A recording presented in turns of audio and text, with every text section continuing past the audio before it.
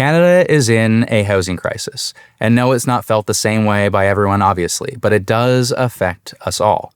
For some, it means that you can't afford a place to live, let alone a place to call your own. It's a challenge to our sense of basic fairness, generational fairness. An entire generation looks at how their parents worked hard, bought a home, raised their family, and that same sense of opportunity, that ability to buy your own home, it doesn't exist today. 50 years ago, it took an average of 5 years to save for a down payment. It can take more than triple that across the country now, and it's even worse, much worse, in our large cities.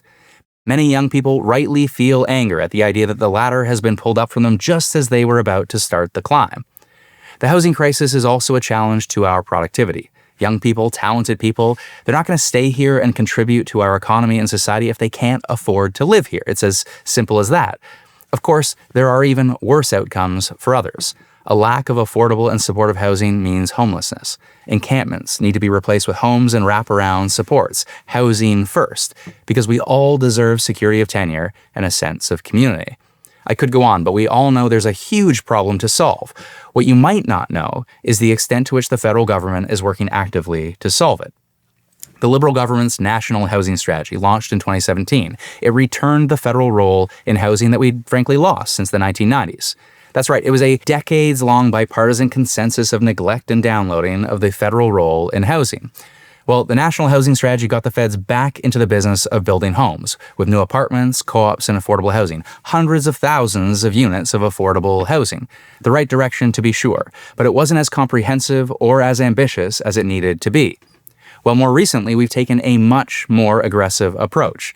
First, there's been an explicit and overdue connection between population growth via immigration and our housing challenge. We've reduced immigration levels, especially temporary immigration, to better align our capacity to build with housing demand. And the new housing plan, released just last year, is this serious and comprehensive plan many had been waiting for.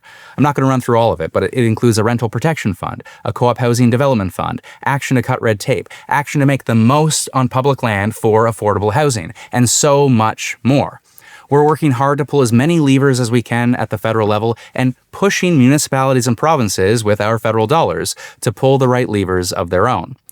CMHC, though, recently reported that housing starts in 2024 were up only 2% from 2023. Yes, it was the third highest year on record for housing starts in Canada's urban centres, but an overall nominal gain is not going to close the supply gap, period. Many provinces made major progress, that's good. The worst offender, though, bringing us down was a 16% drop here in Ontario, not exactly worthy of the "get it done" slogan. Now, I'm new in this housing minister role with a short runway, I get that. I'm mostly head down, focused on making the most of that time. But I am going to take some time for this, to explain different programs, bring some transparency to where we're at, what's working and what isn't, and to answer any housing-related questions that you've got. To start, though, I want to lay out how I'm thinking about solving this important challenge. First, it's currently too hard and expensive to build the homes that we need. There's too much red tape, too many different restrictive planning and zoning rules, and too many administrative delays. We need to remove all barriers to let the market build and require greater density everywhere, especially near transit and post-secondary institutions. For what it's worth, I actually liked the early Pierre Poilievre leadership, where he focused on gatekeepers, red tape, and density near transit, and he avoided the crackpot bug-eating conspiracies. Now, strangely though, he wants to cut the federal program that has been most successful in cutting the very red tape he complained about in the first place.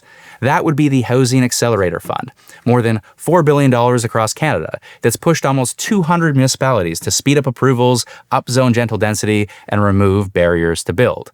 We need more transparency to that, and it's coming. We've also got a newer $6 billion housing infrastructure fund that tracks in the same direction.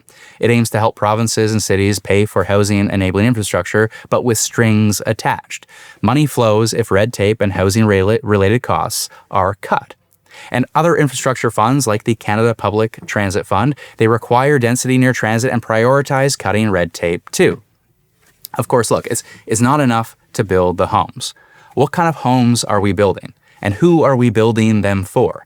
The market has a role to play to deliver market supply, and we've got to remove barriers, yes. But the market is not going to deliver the affordability that we need.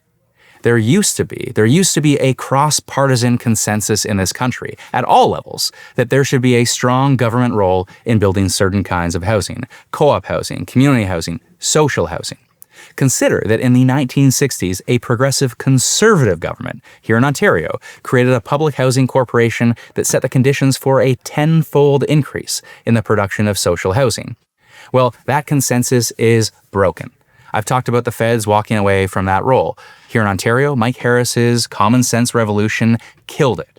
And as we try to bring it back federally, Poilievre's own common sense cuts are around the corner. In answer to a question about whether he will support ongoing spending on affordable housing, Poilievre reiterated that governments should not be in that business at all. He's described public housing as Soviet-style housing, actively demeaning the kind of co-op and community housing that my family lived in when I was born, that so many families continue to raise their kids in. Look, we are on the right track, we are, but we need the scale. That means doubling down on our financial commitments to nonprofits and social housing across Canada.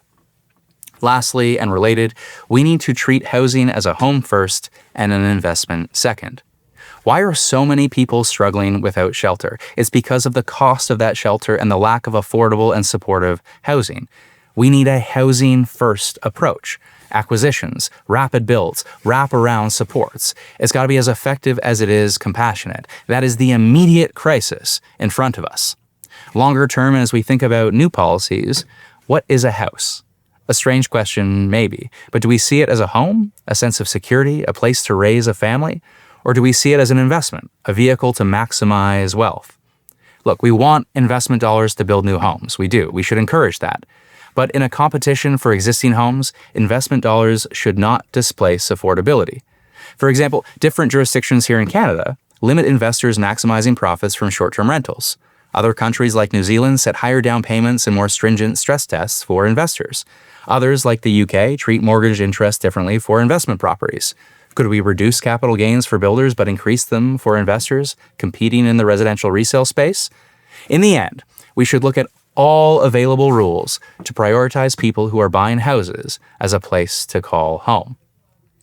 We'll be doing deeper dives on each of these topics: cutting red tape, reinvesting in social housing, ending homelessness, and how we treat housing as a home versus as an investment. If you've got specific questions, we'll work to answer those too in a series of videos. Otherwise, as I say, it's a straight out hustle to get as much done till the end of March, and who knows, hopefully, maybe, beyond that.